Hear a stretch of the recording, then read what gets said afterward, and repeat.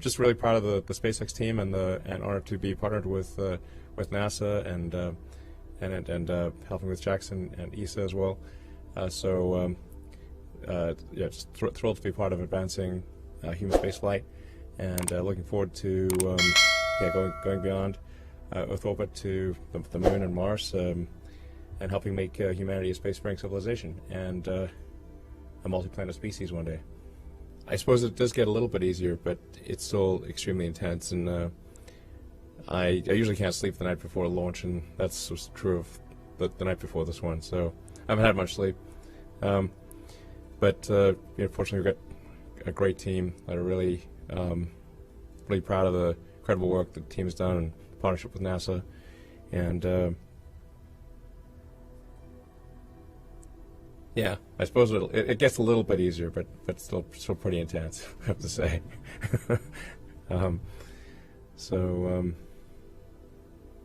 Yeah. It's hard to believe that we're here doing this, quite frankly. Feels like a dream. We'll still be obviously coordinating with NASA, and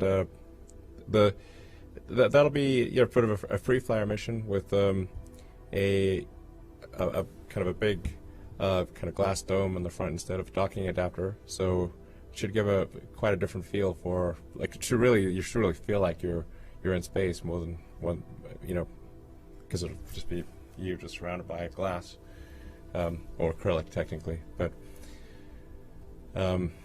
yeah, so yeah, we're looking forward to that mission. But obviously still be working in coordination with NASA for that mission. So that should be, hopefully, like as the name suggests, inspiration. And actually, I think that's the thing about human spaceflight, is that it's one of those things that makes people excited about the future. You look forward to, wake up in the morning and think, hey, what's going to be great about the future? It's like, man, if we're out there and we're a spacefaring civilization and visiting other planets and there's exciting plans, I think that's what gets, one of those things that gets people fired up. Yeah, certainly gets me fired up, obviously. It's a great honor to be chosen by NASA to return people to the moon. It's been now almost half a century since humans were last on the moon. It's too long. We need to get back there and have a permanent base on the moon. I think like a big permanently occupied base on the moon, and then build a city on Mars and become a spacefaring, like a spacefaring civilization, a multi-planet species. We don't want to be one of those single-planet species. We want to be a multi-planet species. So yeah, I'm funding the Starship program. It's mostly been funded internally thus far, and it's pretty expensive. As you can tell if you've been watching the videos, we've blown up a few of them. So excitement guaranteed, one way or another.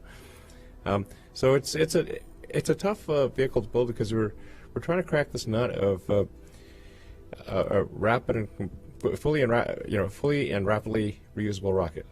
And I apologize, I'm a little slow on the uptake here as I'm going on not much sleep at all. But the thing that's really important to revolutionize space is a rapidly reusable rocket that's reliable too. So that's really what needs to happen. If that can be done, then the cost of access to orbit and beyond can be reduced by potentially a factor of 100 or more. So that's really what is most important about. It's got to be done by somebody's got to do this. And if you have rapid and complete reusability, then that opens up. That is the gateway to the heavens. That's what we're trying to get done, and the support of NASA makes a huge difference.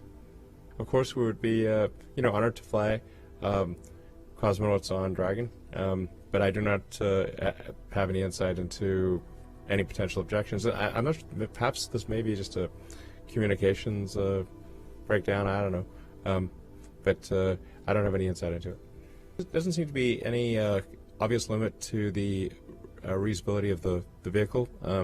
And yeah, we do intend to fly the Falcon 9 booster until we see some kind of a failure with the Starlink missions, obviously, just to have that be a life leader. And we're just actually talking in the control room. So we're talking with the between SpaceX and NASA, and we're like wondering, what's the optimal number of launches for, do you want to be on a brand new booster, or, well, you probably don't want to be on the life leader for a crew mission.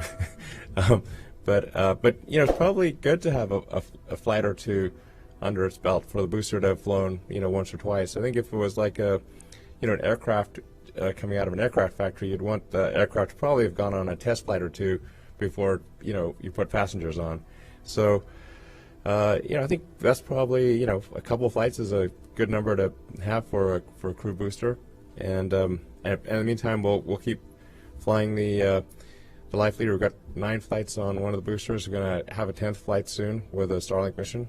And we're learning a lot about reusability, and it's a hard problem for rockets. I mean, there's a reason it's really, right now, Falcon 9 is the only partially reusable rocket being flown, with the booster coming back and the fairing coming back, but we don't reuse the upper stage or the Dragon trunk.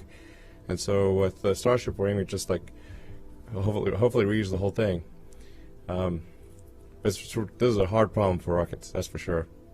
And it's taken us, we're like 19 years in now. But I think we can see the Starship design can work. It's a hard thing to solve, and the support of NASA is very much appreciated in this regard. I don't know. I think it's gonna work. I think it's gonna work. It's been 19 years since starting SpaceX, and certainly a lot of adventures along the way. Some tough times and a lot of good times. I'd say it's only recently, though, that I feel that full and rapid reusability can be accomplished. I wasn't sure for a long time, but I am sure now. As you know, I tend to be somewhat optimistic with respect to schedules. I feel I should acknowledge this.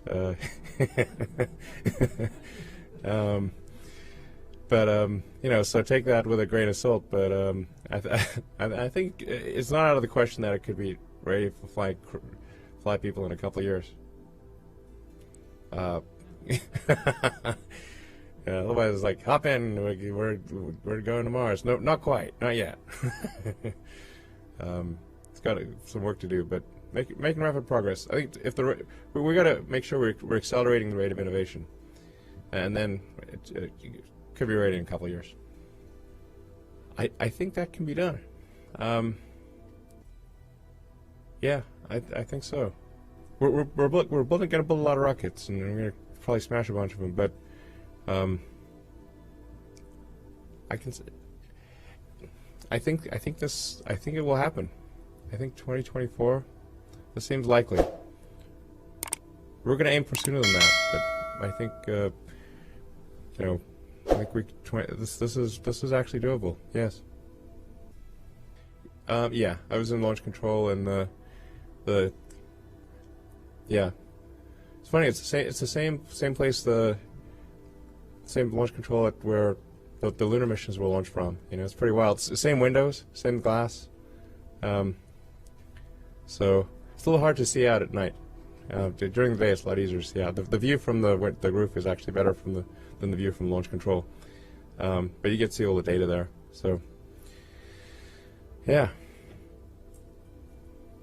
I think we're at the dawn of a new era of space exploration.